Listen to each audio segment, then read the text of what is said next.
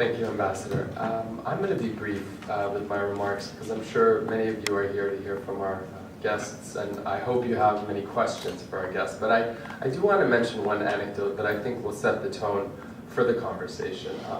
I was working at Al Jazeera at the time that many of these uprisings began. I was working in Washington, D.C. at a show called The Stream that was about social media and leveraging social media in order to find untold, unreported stories.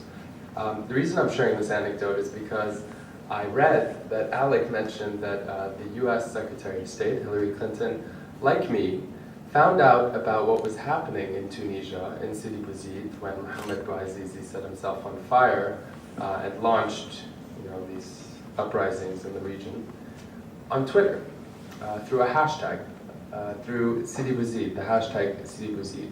And I think that highlights something very interesting, that the mainstream media was largely missing the story for several reasons, and perhaps many governments also were missing the story, but where the story was most apparent and most visible was on social media. Very quickly, the second anecdote that's related is that when the uprising moved from Tunisia through North Africa to Egypt, we started to see solidarity protests.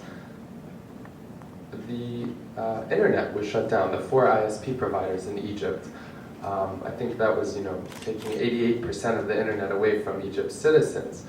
And what was interesting to me, having worked at Al Jazeera, is watched how journalists were also using social media to report in the absence of having access to satellites or so on and so forth.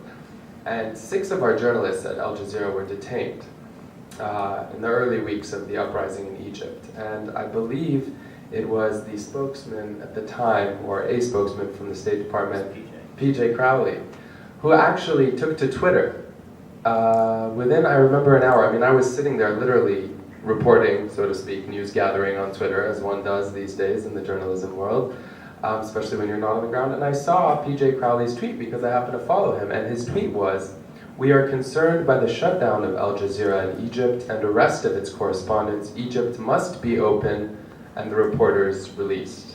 Now, 6 of our journalists were detained. Our signal was being scrambled. The internet had just been shut down.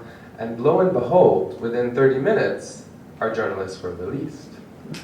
Now, if that's not an example, whether intentional or not, whether it was a direct correlation between the tweet and the release of the journalists of e-diplomacy, then I don't know what is. So I just wanted to share that anecdote and then move it along. And Alec, perhaps you could start with 5 minutes of opening remarks.